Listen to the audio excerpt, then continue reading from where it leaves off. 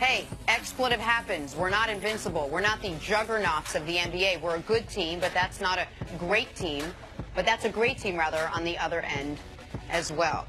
Nick, you think the Warriors can be beaten now, or was last night the outlier game?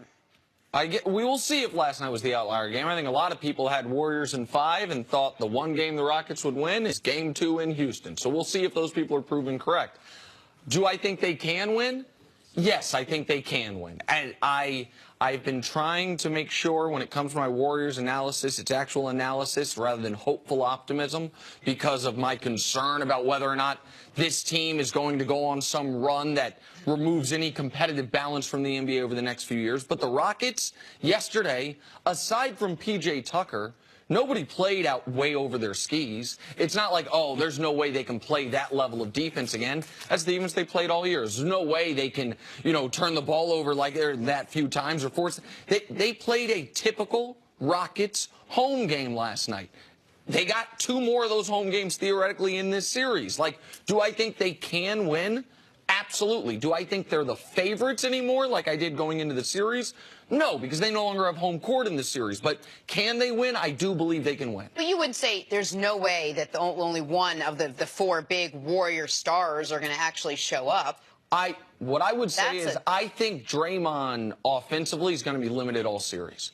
And so I think, listen, Clay was limited last night, and Steph's been limited in both games. But I also don't think KD is necessarily going to average 38 a game for the series. He might average 32. I don't know if he's going to average 38. Go ahead. It's the flow of the game. He realized he had to do more in game number 1 because Steph didn't get off. KD got him off to a great start, so he's going with the flow of the game. Clay couldn't get hot in game number 2, so he's got to get more buckets. They go more isolation to him.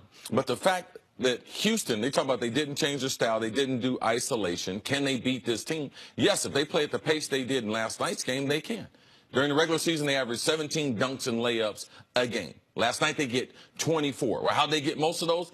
Either off of makes or off the rebound. Immediately, they got on the attack. So you don't want to play against Golden State, just like Cleveland in the other series. You don't want to play against their half-court defense. Celtics probably best in the league. Well, the numbers prove best in the league. And the Warriors probably number 2 or 3 in the league. So get out on the break early. Try to get some fast break or layups. And if not, going against that defense, unsettled, you still have a better percentage of getting a good shot. And listen, I know obviously Houston wanted to be up 2-0 in this spot.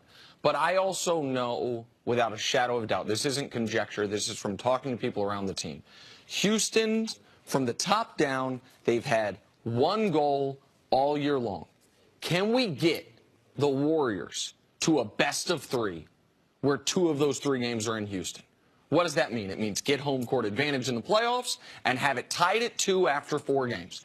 Can we get in that situation? Because Houston knows everything Daryl Morey's done, D'Antoni, Hart, MVP, they know that the Warriors are the more talented team. They know that the Warriors, over a long enough horizon of a sample size, will beat every team in this league in a series. So they want to shorten it as much as possible, add some variance. That's part of what the three-pointer does. Now they know if we can get a split in Golden State, we've done what we set out this year to do. Have it be a best of 3 with the first and the third game in our building and see what the hell happens. The other thing they want to do is play the kind of basketball that got them there, is what I hear from every single member of that team and the coaching staff.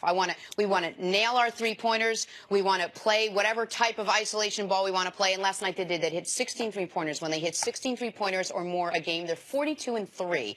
The Rockets. Great number.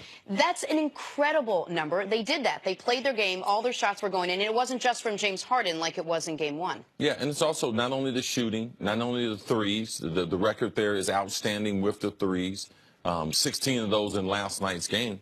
Defensively, how many quarters can they hold the Warriors under scoring 30 points?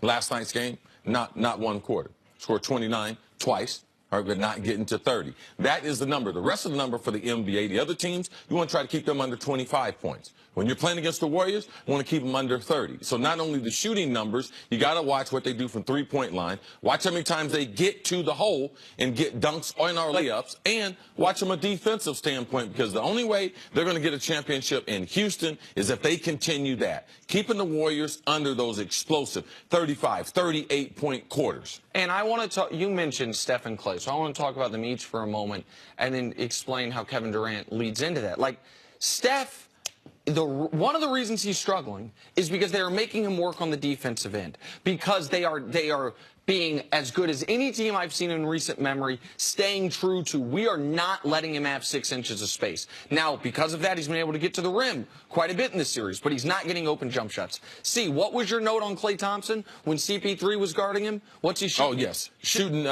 was it 25%? 25%, 16% for three-point range. All right, well, CP3 is one of the greatest point guard defenders we've ever seen. Like, so that there's a method to that. And then there's Kevin Durant. Like, if we could show America what Kevin Durant's totals are in this series, 75 points, that jumps off the page. That's crazy. 6 rebounds, 1 assist. Not so crazy. And 1 total steal and block. The 1 assist is remarkable. It's remarkable. So why do I bring that up? They are refusing to leave guys to help on KD. They are refusing to let KD's offense be a virus in a good way that affects his teammates. That we're so scared of what KD's doing that he all of a sudden is getting other guys flowing. If you can hold, so 38 points sounds, it is amazing. But if we're talking like 38 points and 1 assist, or 37 points and 0 assists he's had in these 2 games. Then those are the only points. Right, that's the same line as a 25 and 5 night. Right. Right, and when it comes to points created. So that's, the Rockets have been earnest in that effort, and it's been well, last night it was successful for him. All right, we're going to get back to football on the other side. Coming up, does Aaron Rodgers still have a lot to prove?